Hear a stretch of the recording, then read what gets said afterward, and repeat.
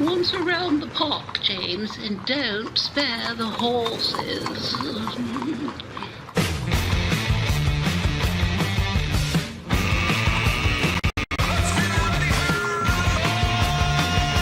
It's showtime.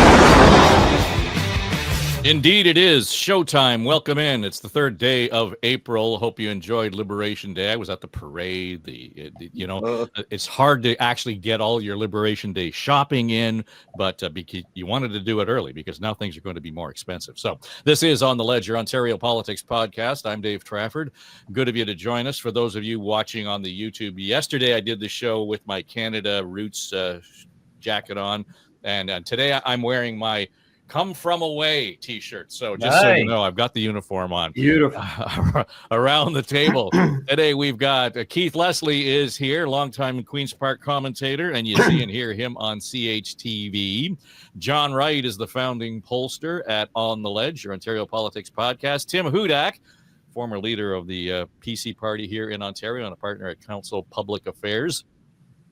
And Kathleen Wynne was all set to join us, but she was doing the daycare duty as a grandma this morning, and I guess the youngster sort of left his breakfast on the front steps of the daycare center, so Kathleen thought it was a good idea to take him home, and he trumps us this morning. So for those of you listening, and then Tim, I'm just thinking the kid is responding to the Trump messages yesterday. Yeah, it could very well be, especially a grandchild of Kathleen Wynne's is probably not hanging on to Donald Trump's every word. And I saying before you joined the studio, Tim, I've got 4 screens up here, and I'm able to actually access on one tab 4 different international news feeds. Oh yeah. Second one, 4 international news feeds, and then I've got my screen on the bottom here. So I've got a total of 9 international news feeds up right now. Man, every one of them, yeah, is either focused on the tariffs or the tanking of the stock markets. Welcome to the Liberation era. This is the post-Liberation Day hangover. So when I was driving into the office today, I thought I heard that the Dow actually did okay to start. Is that not true? Haven't seen the specific numbers. I'm looking at Bloomberg. They've just got red right across the board. Yeah. Well, it's really nice, right? You guys get the same thing. People say they enjoy listening to us on the Ledge, and they hear it on News Talk, or they stream it, and they ask me a lot about it. And I talk about, Dave, how you now have a disclaimer at the end of every show, just like we hear on the pharmaceutical ads, and they cause nausea or headaches or whatever. This show was recorded at 9 a.m. and things may have changed significantly. Yeah, well, entirely. And, I don't know what we say much more than what the hell happened yesterday, John. Yeah, I'm not really sure what to make of it. My initial response to it is that on a global basis, and having looked at some analysis as to how some of these things may have been calculated, it's some of the percentages of tariffs on different countries, it may be very simplistic as opposed to something sophisticated. So you kind of wonder, again, what is the design on everything that's being put here? Then I look at the stock market that's wakened up in the rest of the world this morning already, and the futures markets, and you see everybody like Vietnam tanking, and all the products that all of the major companies make there tanking, like Nike, like anything that's made there that's cheap are falling. And then you take a look at the opinion polls that have come out this morning just on his approval, on Trump's approval rating. You see him at 43%. Just to put in perspective, when Biden left, he was sitting at around 35%. But then you see the Republicans sitting at roughly 60% support. The Democrats and the Independents are down, but not. It's still holding strong on the Republicans. The question for me, from a Canadian perspective, is last night there was this reaction in the country, I think, that was kind of like, you plan to lash me with 100 lashes, and my God, I'm so thankful you only gave me 50. Like, there's a sense of this weird relief, and yet, there still are, with Stellantis shutting down its plants already, and the impact about to roll through, on the aluminum and steel. I don't think the Canadian public yet has sorted this out, let alone any of us. So I think it's going to take a few days for this to settle in. I'm just talking from a public opinion point of view. The public is going to come what I call to deliberative judgment. They will look at this, they'll absorb it over the next 3 to 4 days, and then they will come to some kind of a deliberative judgment.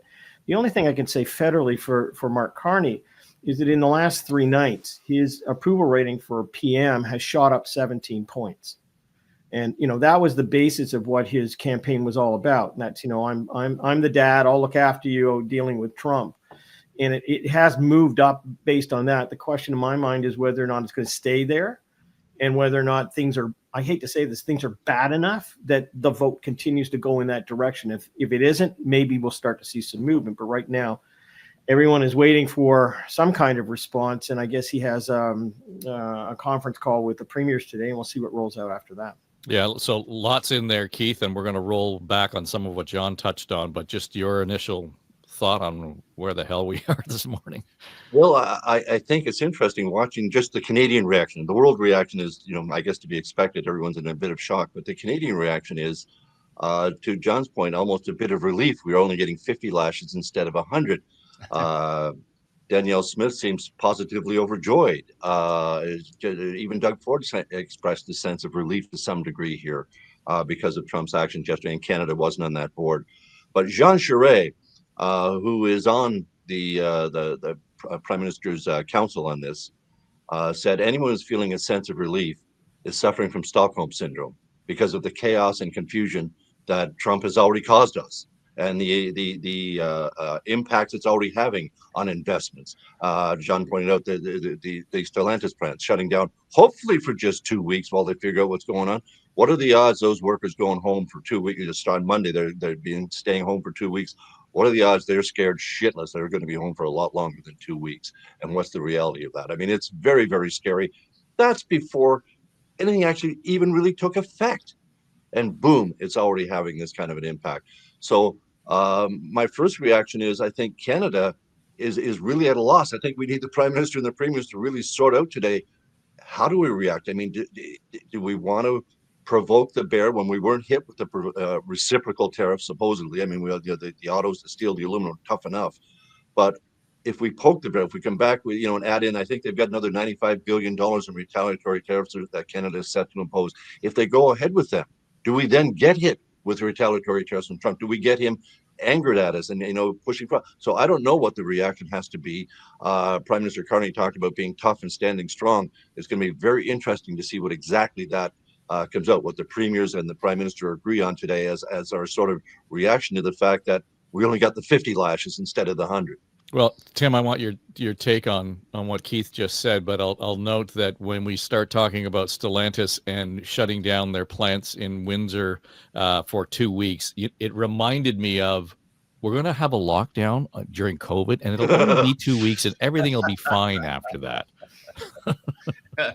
Well, rewind the tape. I'll continue to be the optimist on this. And early on, I said, we're probably a roller coaster of 8 to 12 months.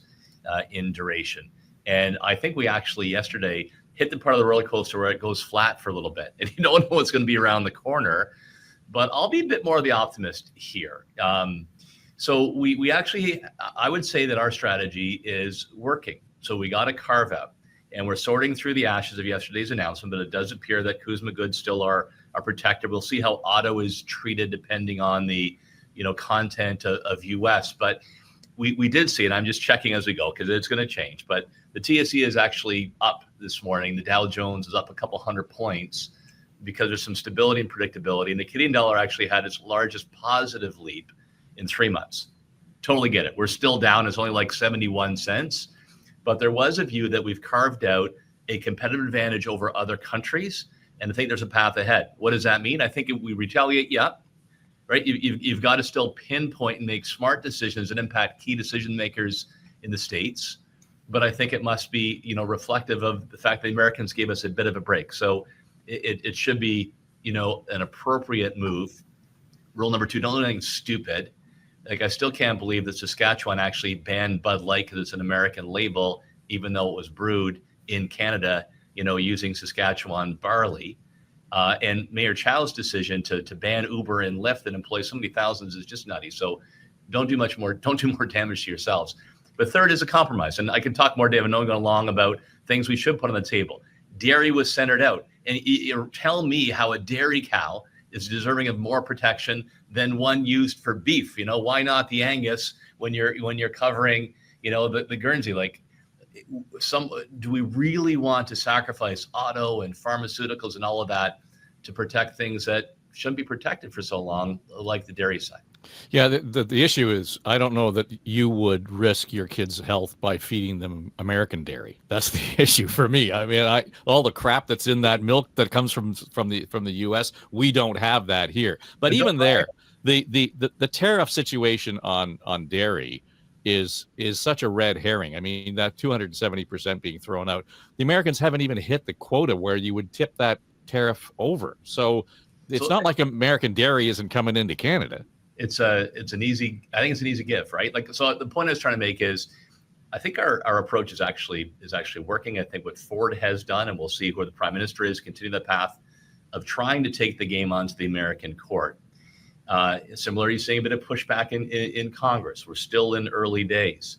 And remember too, like we talked about what happened pre-Depression with Smoot-Hawley, and Smoot, if I recall, was a senator and Hawley was a congressman, and it came from Congress under Herbert Hoover. So I still think a lot of American politics is going to kick in. I'm not sure exactly where the president's executive authority ends and where congressional authority begins. Anyway, I woke up this morning. We're not through it, roller coaster, but I was feeling better. Agreed. So internationally, Keith, you mentioned the international reaction to all of this that's going on, and this morning, and just bear with me because I was blown away. I sort of revert to checking out what The Economist has to say on a lot of this, and their journalism is top notch. And here's their top story, a couple of lines from their story. If you fail to spot America being looted, pillaged, raped, and plundered by nations near and far, or it being cruelly denied a turn to prosper, then congratulations, you have a firmer grip on reality than the President of the United States. It's hard to know which is more unsettling, that the leader of the free world could spout complete drivel about its most successful and admired economy, or the fact that on April 2nd, spurred by his delusions, Donald Trump announced the biggest break in America's trade policy in over a century and committed the most profound, harmful, and unnecessary economic error in the modern era. Almost everything Mr. Trump said this week on history, economics, and technicalities of trade were utterly deluded. On economics, Mr. Trump assertions are flat out nonsense. And here's the best part. And Mr. Trump's grasp of the technicalities of trade were pathetic. He suggested that the new tariffs were based on an assessment of a country's tariffs against America, plus currency manipulation and other supposed distortions, such as added value tax. But it looks as if officials set the tariffs using a formula that takes America's bilateral trade deficit as a share of goods imported from each country and halves it, which is almost as random as taxing you on the number of vowels in your name. John Wright. What vowel? Yeah. Well, look, I agree with Tim, well, actually, we all kind of agree on this. It's the morning after, and we're getting this sorted out. I think that caution is really important over the next few days. And I think all of us around the world, as I said, it's a very simple formula that they use, which could have been done on the back of an envelope. I don't know what Trump's end game is, or whether he even has one, whether he believes that having Elon Musk having done what he's done and maybe departing the scene soon is a good thing. The CDC and all these other agencies have been completely wiped out. And, I get to Tim's point. We saw a resolution that has been brought forward in the House and agreed to. I don't know where it's going to go anywhere. But, nonetheless, all of this is getting the right amount of attention. I think we have to be really nimble over the next period of time. And we're in the midst of an election campaign. And so we have the debates coming up. We have if a week in politics is a lifetime, we still have another 3 lifetimes to go before the end of this. But behind all of this is the whole issue of affordability. It is the number one issue in the country. It's not Donald Trump. It is affordability. And when things like this happen, you're going to get a lot of anxiety in this country, people losing their jobs. They're going to look for signals and signs on this. So trying to calm people, trying to give some kind of optimism to, what has happened. I mean, we can put Tim out there, and I feel much better even having listened to him this morning. But the reality is that I think we've got another few days to almost a week to sort this level out and to see the reaction and how the rest of the world is dealing with it. Nonetheless, I think we basically have to hold on to the sides of the boat, over the next period of time as the waves keep lashing us. But again, I think people are going to try and figure out what is the end game in all of this, and I don't see it. Like I just can't figure it out myself. So I want to go back to the target of the tariffs right now. And, again, each of you has said, okay, this is great. Only 50 lashes, not 100, and we're better off today than we might have been. But here's what the issue is. And I was talking to a guy from Unifor this week, and he's a VP in the union. And we were at the rink. We were playing hockey. And as I walked in the dressing room, he's got the research department busy in his phone telling him this is what's going to happen. And specifically around the auto industry. And it was still fuzzy and vague around that. Two things. When we look at what is targeted right now, auto, steel, aluminum, basically those are the three areas that are really getting hit. Keith, these are targets that affect directly more than any other part of the country, Quebec and Ontario. Absolutely. So how is that going to color, twist, torque the strategy on this side of the border? Yeah. Because holy cow, the rest of the country got off the hook. We didn't here in Ontario, and they certainly didn't in Quebec. Even parts of Atlantic Canada are going to feel it more than Western Canada. And yet, who seems to be the least willing to offer some concessions for a national unified front approach by Canada to battle Trump? That seems to be Alberta. Doesn't just seems to be, it absolutely is. It is, yeah. It's just Ontario seems to be, and I think this is where Doug Ford gets a lot of credit. He's not only led the way on this. Ontario, as you say, is absolutely taking the brunt of these particular tariffs. The auto industry is so core, so central to Ontario. And it's not just the auto jobs, but every auto job is basically responsible for 7 to 8 spin-off jobs as well. Communities thrive on these jobs. It means a hell of a lot. And so for this to hit Ontario so hard, I mean, we already know the manufacturing base has been gone from Ontario for quite some time. So what's left is the auto sector as a core manufacturing base. It's the only one really that's of any sizable, of any substantial size. To the point the Economist was making there about Trump, listening to Trump and how his lack of grasp of reality, the surrealism of it all.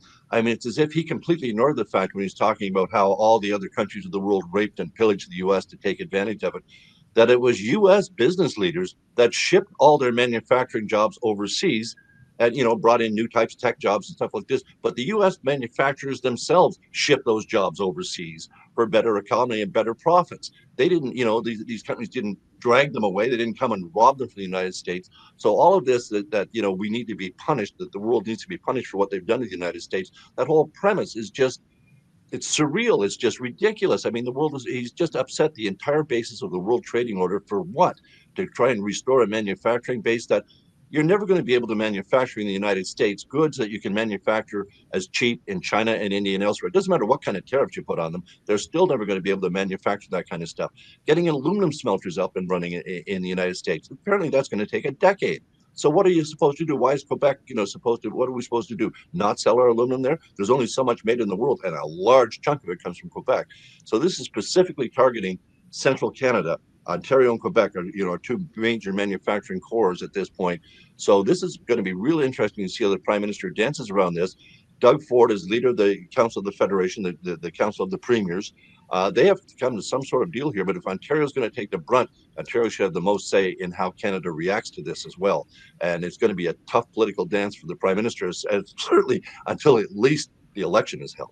I hate to actually suggest that there's any kind of nuance involved in what Donald Trump is doing, Tim, but let's go back and look at who pissed the president off. It was probably Doug Ford, and as much as I want to turn your power off, and he caught his attention more than anybody else did, right? So, and there, in therein lies there's a bit of sandpaper in this conversation, and he admired him for being a stand-up tough guy and so on.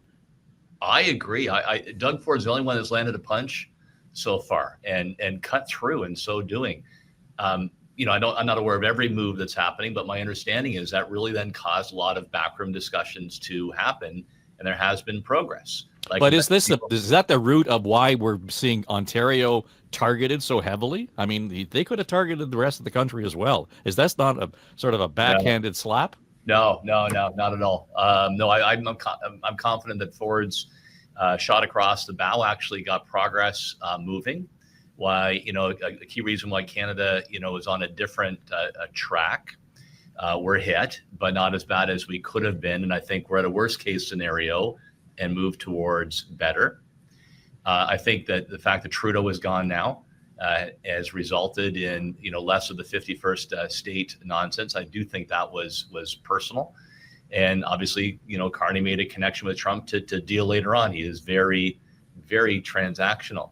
So steel, why steel and aluminum? Well, that's what he did last time, right? And he's very sensitive to that. I think Pennsylvania impact and Ohio, a couple of states that were important to his coalition. But the major lesson for steel and aluminum was, we had our countervailing tariffs. We targeted, bourbon and orange juice on the list last time around, but it wasn't really our countervailing that budged Trump to release them. It was really that U.S. manufacturing and automakers came to him and said it's too expensive. I forget the exact number, but I think they import like 80 to 90% from aluminum, into the U.S. for that area. They have one nickel mine, one lithium mine in the entire continental U.S. Their defense depends on those things. So while I'll continue to say 8 to 12 months, but I do remain an optimist. This is the worst. It's creeping towards the better. So let's play our cards right and make the big deal.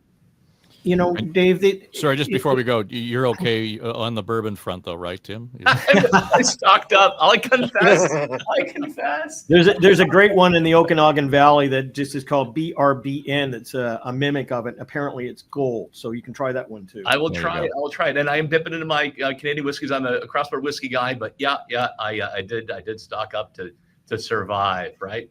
Yeah, Dave. The only thing I would say is from the time that we started this podcast to right now at this place, we started kind of at a level playing field with all of the stock market things, right? And everything seemed okay, but they're now open and they are absolutely crashing around the world. And what's not only crashing are all of the companies that are publicly traded who are connected to all of this. And you have to think again that this is not just fear. They're now calculating exactly what the potential impact is going to be, where individual companies who have branch plants in this country, who have had structures in terms of how their sales are going to go for the next year or what their supply is going to be. I mean, oftentimes we think about these things in the big picture, and we kind of think, well, the Dow Jones is down, maybe it'll go back up again. But we're now dealing with companies that are having to restructure worldwide. The tariffs on Nike.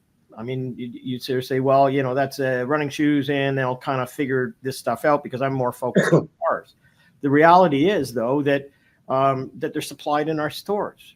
Those are, places that gain revenue, that employ people. And now what we're also seeing is the first awakenings of Europe in terms of how they're going to retaliate against the United States.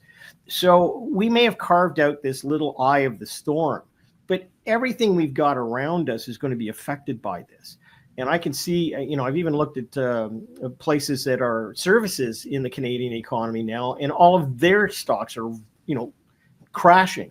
So I'd like to, I still go back to this and say, I think there's a sense of relief this morning. But now what's happening is that the rolling thunder is going to come to us. And it's beyond the control of governments. It will be the private sector as they completely readjust. Supply lines, all of the products that come into this country.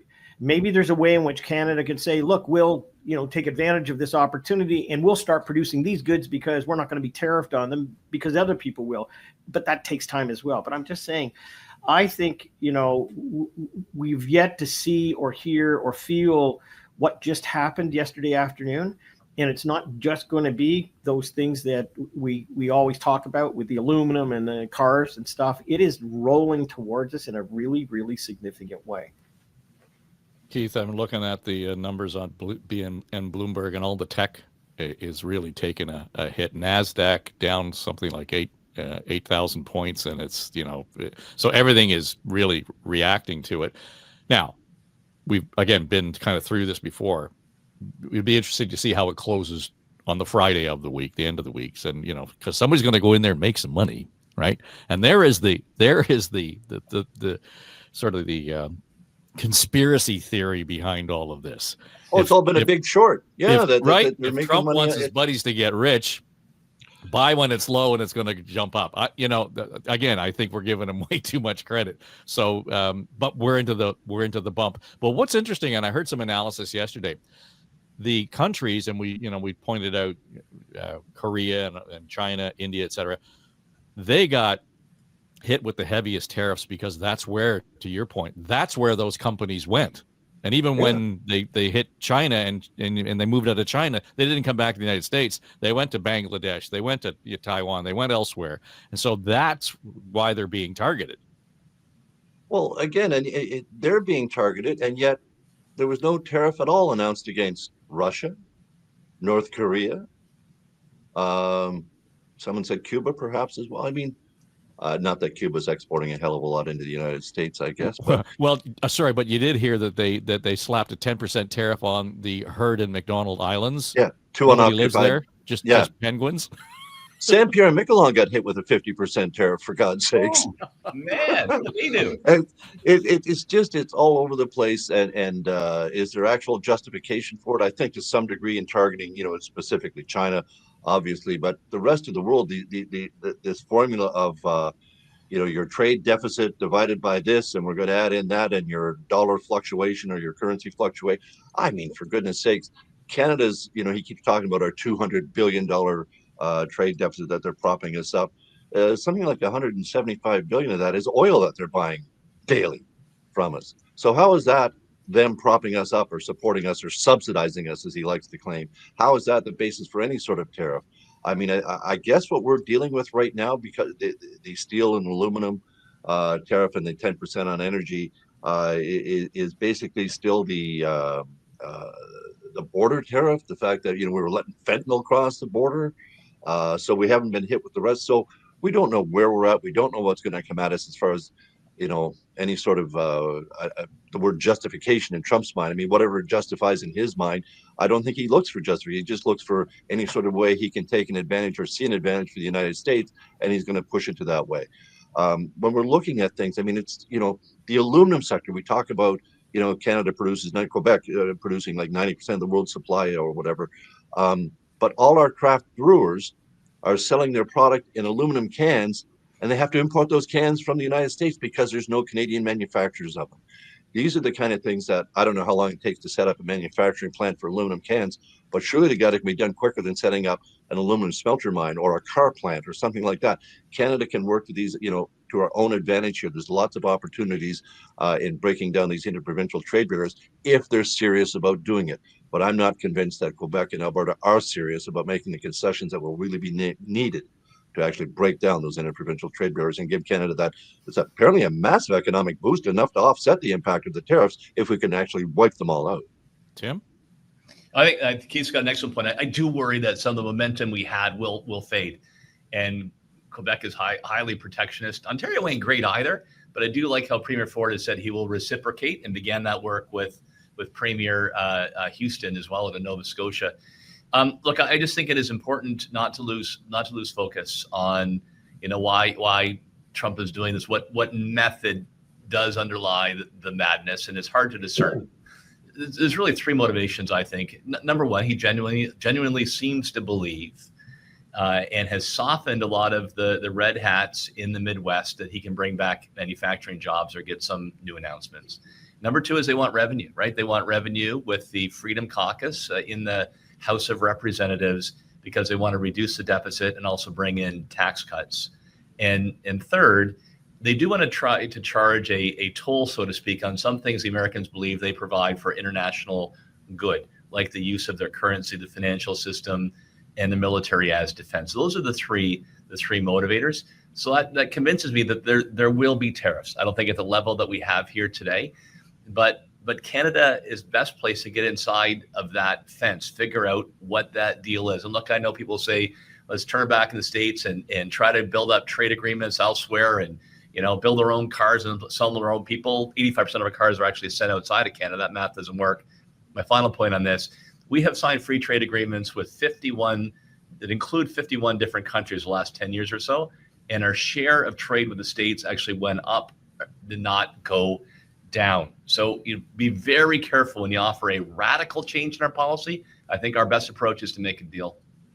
Yeah, and I think that was sort of the Prime Minister's point last week, that where our relationship with the United States has effectively come to an end. We're going to have to hit the reset button to some degree. And I think reiterating what you've just said to some degree, Tim, in as much as you can't just ignore them. And I think Carney made the point yesterday, John, saying part of our relationship has been and remains intact because we didn't get the retaliatory tariffs. Yeah, I'm just going to be short on my answer. I think everything that we've discussed this morning is be aware of all of these factors. Keep your powder dry. Keep a calm hand.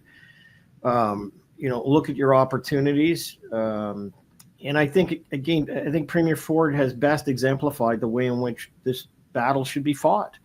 I mean, when he could have gone forward and make comments the other day, he pulled back, like he waited. This is the time to be really prudent. And again, we're in the midst of an election campaign, and I look at the gauge of the public in terms of how they feel about not just tariffs, but more importantly about how they feel about their own pocketbooks. And I think we're in a bit of a stasis at the moment while we kind of figure this out. So I think we are. I agree with Tim. I agree. We're in a very fortunate position. Even 50 lashes is better than the stuff that other people are being subjected to this morning. I look forward to coming back to this podcast a week from now, because some of those political hands will have been played. A lot of the international stuff will be rolling out. The United States may make concessions on some of these things and may be open to doing deals, but we're certainly protected for the time being, and we'll see how it goes with the auto folks and the steel and aluminum. But again, I would be very cautious to do anything until this kind of begins to sort itself out by probably Tuesday or Wednesday of next week. It's going to take that long to get a sense of where the world is at and where we should be. As silly as it sounds, one of the positive, optimistic notes people were saying to me, well, based on all of this and everything that's gone on, we haven't had any conversation in the last, 5 or 6 days about Canada being the 51st state. Having said that, the idea of the 51st state is not necessarily off the radar. Amazon apparently is selling product calling for Canada be the 51st state. There are T-shirts, there are caps. So it's part of the. And I talked to people this week who were down south and saying, they were on vacation, and when the Americans were asking them, well, where are you from? And they'd say Canada. Tim, they'd say, you're going to be our 51st state. So it really is a matter of jocularity, but you might they don't quite understand the elbows up yet down there. For sure. Like I never thought that was serious. I don't think they can Puerto Rico us, and the notion that Republicans would want to allow Canadians who 3 times elected Justin Trudeau, and now we're prepared to elect Mark Carney, would have 2 Senate seats and be the second most popular. They don't want us. We're good as friends. They don't want us to move in. What I think is interesting is how does this impact on the national campaign? Does it open a window for Poilievre? Yeah, I'm doing this during the broadcast, like your warning, Dave. So now the Dow has actually gone down significantly from like 15 minutes ago. The TSE seems to be hovering, so you never know. But does it feel like this will be a bit of an opening for the Poilievre campaign? It feels like they've got a bit of momentum. If things are seeing the temperature's gone from Star Trek's red alert to yellow, is their door open? Well, let me ask you this, though, because, and I think this has been the failure of the Conservative campaign so far, and I think it was the failure of the Liberal and NDP campaign in Ontario. And that is to say, it's not Trump and affordability. That the Trump issue is an affordability issue. The threat of Trump and tariffs, et cetera, is going to make your life a hell of a lot more expensive. It's going to make, it's going to cost us more tomorrow because of this. And it doesn't matter where you fit on that scale in terms of your income or anything else. It's going to affect your pocketbook. Tariffs are a kitchen table topic.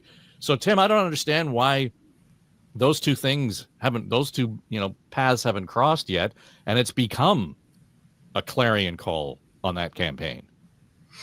So there's one major difference between the Ontario and national elections. And what we found in our polling at Council of Public Affairs was that while Ford was underwater on a number of issues, including affordability, healthcare, and education, neither Marit Stiles or Bonnie Crombie were seen as doing a better job. It was either, Ford or none of the above. I really think you could have drafted from the dead, William Lyon, Mackenzie King, and bring in Winston Churchill for a championship round, and nobody could have stopped Doug Ford this time around. On the national scene, I'll make the case, and John's probably got more insight in the numbers, that Poilievre does have the edge on a number of issues around affordability, around the economy, reducing size and cost of government. So I can see why they want to keep that ballot question.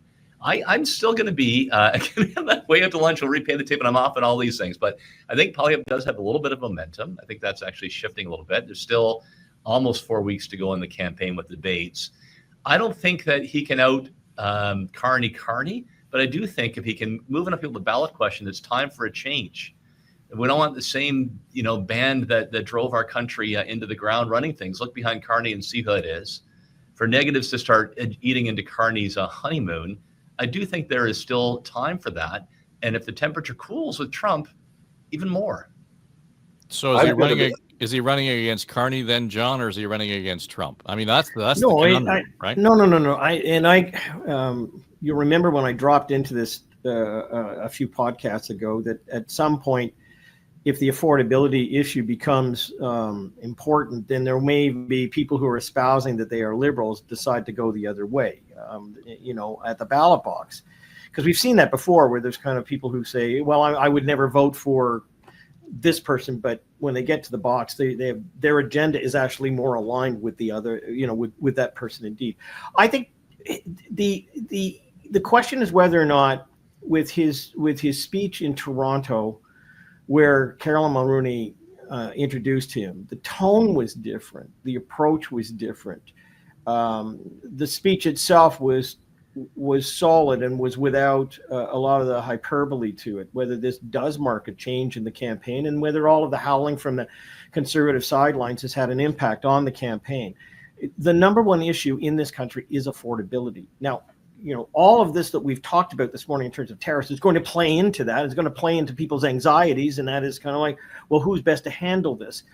The previous approach to slash and burn, get rid of foreign issues and policies and save the money and defund CBC, all that's not on the table here. What is on the table is who is best to make sure that our country not only goes through this well, but also who's going to look after our pocketbooks, who's going to invest in us, who's going to be there to help us navigate our own backyards. And so I agree with Tim. There's been a change in tone in the last 24 hours. I just wonder how far that's going to go and where it is, because at the heart of this, no matter what poll you look at, and no matter what focus group you do, the issue of tonality comes out, right? Like it's just, people will say, I want an adult in the room and I don't want somebody that's nasty. Can you change that in the next 3 weeks? I don't know. But Poilievre's got an upcoming debate that's going to be absolutely crucial for him and for Mark Carney. Coming out of that, the English and French debates, there may be more momentum that's generated. But I think you've got to be nimble in terms of looking at your windows, and maybe this is one of them. All right, John Wright has to bail on us, so thanks, John. Take care of that appointment, and we will talk to you next week and be curious to see what the lay of the land is federally, internationally, nationally, etc. John Wright, our founding pollster here on Great the to be with ledge. you. Take care. Well, Ciao. All I right. had a polling question. John's got to go, but I'm really curious right now with Carney and the Liberals so far ahead in the polls, and the trend just keeps seeing them going up and the Conservatives coming down. And yet I'm watching Pierre Poilievre's rallies, and they are significant. They are stacked into these rooms. They're not small rooms. These are significant rallies. It shows that, to me, he certainly has some momentum, and he's certainly got a core of followers that are absolutely committed to coming out and supporting him wherever they can. But when I come, when I see him going around the East Coast in St. John's and in New Brunswick and in Nova Scotia, again, drawing big crowds in traditionally liberal areas, people, I don't think these are not stacked rooms. These are people that are coming out to see what he has to say. And they're curious. They're interested in what he's saying. So the polls may be showing us one thing, but the physical presence I'm seeing at these rallies shows me that, at least, in the Conservative ground game, they're doing great. Now, how that, as say, will play out in it, but even in Eastern Canada, he was drawing significant crowds, cheering crowds, and people seemingly very interested in a lot of what he's got to say. And to your point, he seems to have pivoted a little more to taking on Trump and talking about certainly more of the affordability issues, but taking on Trump in a stronger tone as well. So, I think we're seeing that pivot that was demanded by the Conservative backroom people who were worried about the campaign. We're seeing him move a little bit. But I think, that he's got to have some just the momentum behind you. When crowds fire you up like that, that really gives you just your internal momentum, and it gets all your volunteers fired up. It gets everyone going. So I think those crowds are impressive.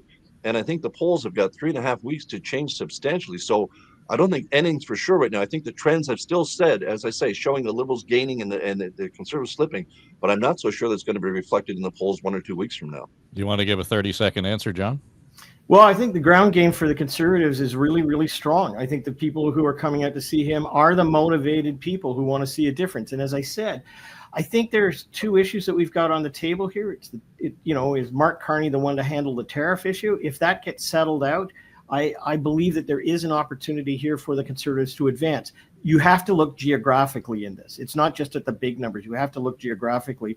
And the other thing is, in order for the Conservatives to win a federal government, they have to be at least 4 points ahead of where the Liberals are. So there's a lot of ground to be made up, and that's because of the efficiency of the vote in the West. But there's a lot of ground to be made up by the Conservatives, and who knows? We'll see what happens over the next week or so. All right. Well, we'll let you go. Thanks, John. Take care. All right. John Wright is our founding pollster here at On the Ledge, your Ontario Politics podcast. Tim Hudak, Keith Leslie, still in studio here with me. I'm Dave Trafford. And, I realize that polling in many respects is the lagging indicator, Tim. I mean, we got to make that clear. This is what's happened in the moment when they actually ask their questions or tick the boxes on their online surveys, et cetera. But I'm looking at the three various seat modeling sites. 338 right now this morning has Liberals at 193 seats. The poll tracker 201. That's Eric Grenier at the CBC. The Toronto Star has as high as 197, right in about 190 for the Liberals. And in each case, the Tories are in around the 130 mark. Here's what I find really remarkable, and the conundrum for the Tories, in as much as, yes, they may be gaining some momentum, but the NDP are down in single digit, in some cases 4, 7, seats in the legislature. That doesn't matter how well Pierre Poilievre performs over the next 3 or 4 weeks, because he's kind of around where Stephen Harper was when he was winning elections. If the NDP doesn't pick up their game, he's in trouble. Yeah, you nailed the math there, and I think it'd be great to get John's perspective next week's show. We got some fresh polling to see where things have shifted. But it occurs to me the Conservatives' support is bedrock. Keith illustrated a number of examples he's seeing in the East. We're seeing this in Ontario, and highly motivated. So why the Liberals have the lead? Well, it's the implosion of Jagmeet's New Democrats, and the way they've managed their file and the kind of lost brand they had. My grandpa Thomas Dillon's rolling over in his grave. He was CCF orange all the way, and to see that his party's down to single digits, holy smokes. And the Green Party, they're better off just hopping back on the spaceship and going back to the twin planets they came from, not even on the scene. What I do understand, and again, John probably be perfect, is there seem to be folks who would normally be voting conservative in an older demographic, and maybe that's kind of where we are. And I suspect more so with women, because there's something about Poilievre's tone that clangs. I hear that from Debbie regularly. So it'd be really good to see exactly what piece of the conservative pie has not moved over, and they really do have to hope that Jagmeet picks up his game. Well, and that's a funny place for them to be, right, Keith? I mean, how do you start to cheer for Jagmeet Singh when NDPers aren't even cheering for the guy? Publicly, as much as you can. But you know what I heard? I heard Bob Richardson. They need those vote splits. They absolutely need those vote splits. And I don't know whether you lend some ground game, you lend some people out to volunteers to help the NDP protect a few of their core ridings, at least maybe 12, so they can retain official party status. But yeah, the vote splits with the NDP, just tanking basically. Once you're into the single digit territory, and Tim's comments about the Green Party, I think were quite apt as well. Once you're there, I mean, you're just getting sympathy votes at some point. You're not helping the conservatives, and depending on where you are in the country, the Liberals and Conservatives depend on the NDP being a strong third party and taking a certain number of seats. They just absolutely do. And if that's not going to happen federally, what are we dealing with here? I mean, are we looking at basically a 2 federal party system and the Bloc taking Quebec all the time? I mean, it's not looking good for a national unity government going forward. Although we could have, as I say, Canadians have a really clear choice in this election, which is something unique. We see, a very conservative vision, a very liberal vision. You want to stay with the 10 years of liberal rule that you've had. And there's been some issues with that. Are you mad with that? Or do you believe that Mark Carney is the change he claims to be? I mean, that's some bold ass campaigning. Come out and say you're the change when you really are just, undoing the policies that your government or your party has instituted over the last 10 years. But I think an awful lot of Canadians are looking for that change still, and they do see Poilievre as real change. So where we're going with this, I think it's still anybody's game. I know the Liberals are looking, they're into supermajority territory and all that, but a lot can change. Campaigns matter. And as we say, if the Trump stuff fuses, just diffuses a little bit and people start thinking about their pocketbook issues again, who knows? I don't think it's a Liberal lock yet. And I think Carney still has a lot of room to either prove himself or prove that he can't take on the pressure of a daily campaign. It's tough, and he's never done it before. So I think we need to watch this campaign play out before we make any firm judgments of exactly who the winner is. I mean, determining it so early on is just, I think, a mug's game, because so much can change. As we've seen with Trump, so much can change hour to hour, let alone day to day. So in our campaign, I think we just need to let it play out. I think the Prime Minister is doing a smart job in, taking time off the national campaign to do a little bit of prime ministerial stuff with the premiers, then coming right back out. It's a smart move. It doesn't appear to be overdoing it. He's not running to Washington to campaign like a premier did and got reelected for it. So I think he's got the right mix here, but it's going to be something, as I say, a real choice election for Canadians, and whether you really believe change is needed or whether you believe Carney is the man that needs to take on Trump. I was listening. I heard Bob Richardson talking about the issue, Tim, around sort of that collapsing NDP vote. And, at any point, he was suggesting that in a normal circumstance, there would have been a bit more collegiality among the leaders in Ottawa than we saw in the last mandate. And in fact, the biggest problem that Poilievre had is that he was kind of taking on everybody. He was pushing everybody away. And Bob's saying, that's what happens when you don't have any friends, because then you can't even appeal to their base. Now, I would argue that the NDP has no base. They don't have a base voter in this country, because what we talk about, anytime we talk about strategic voting, it always comes down to the NDP voter who voted NDP last time. Well, maybe I don't like that guy today, so I'm going to go over here and vote. There is no real commitment to an NDP vote. Do they have a core? Certainly, it has been watered down, badly. Look how far they've fallen from their Jack Layton height not that long ago. And I think the Jagmeet, and I enjoyed working on the Ontario legislature, a lot of strength as an NDP, MPP, and opposition member.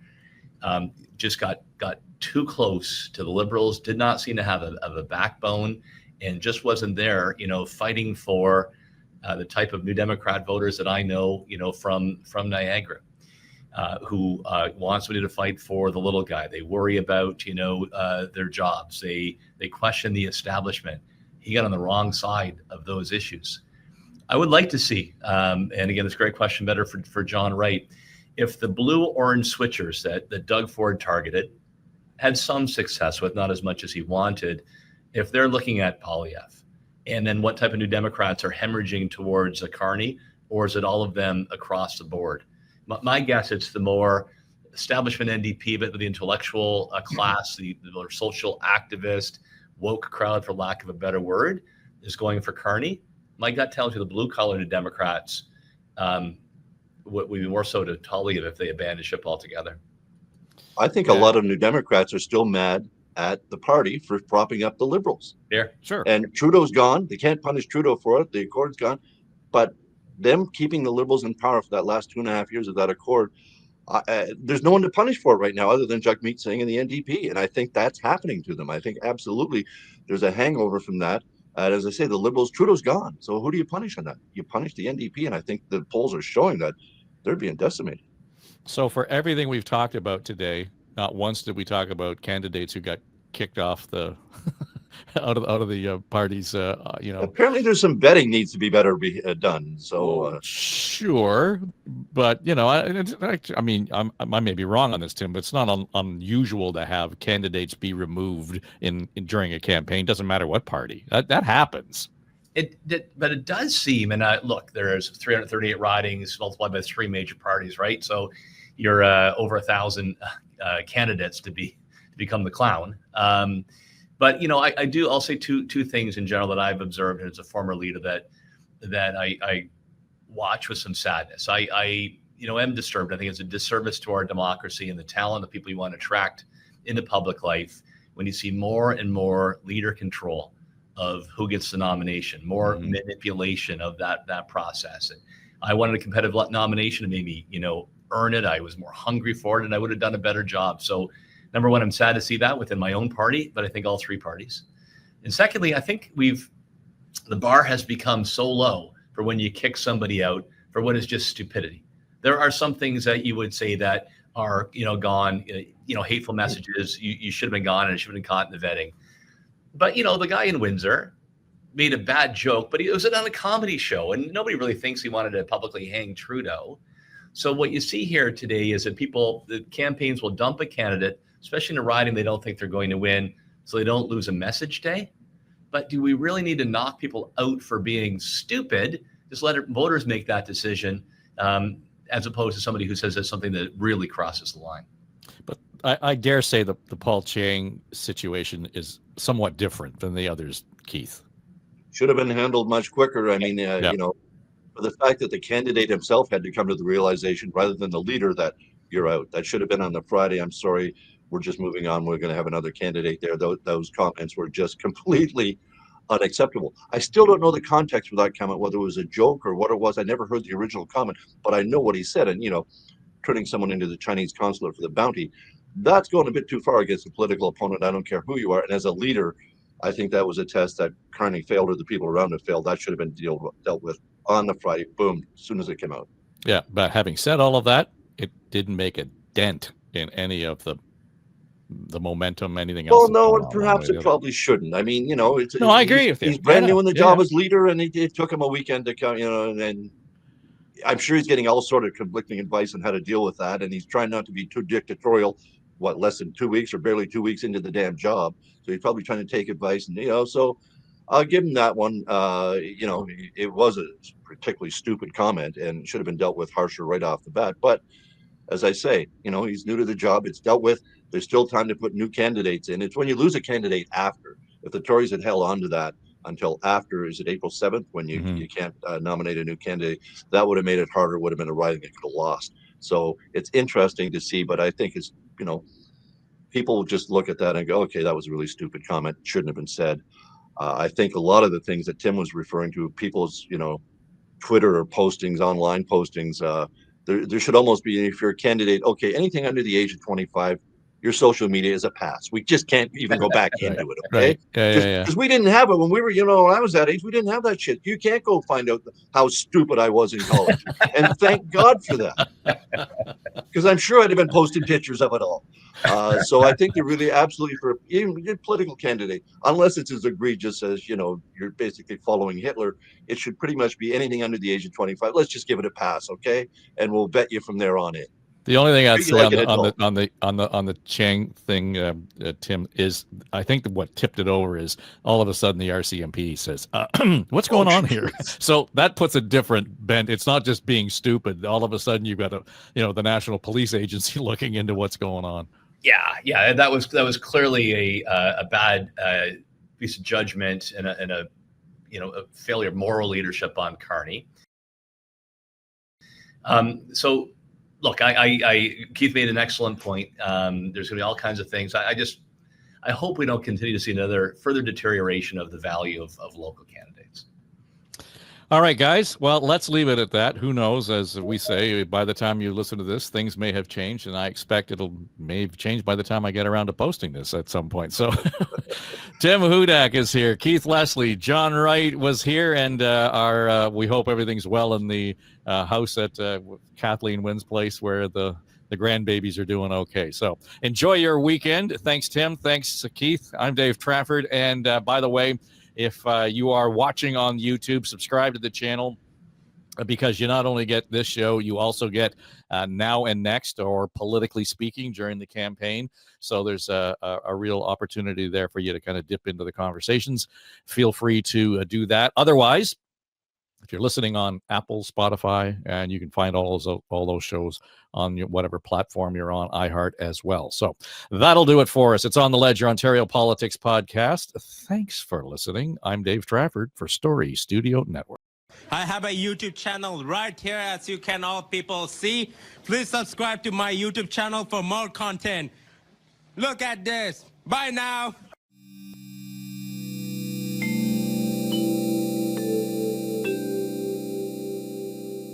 This is SSN.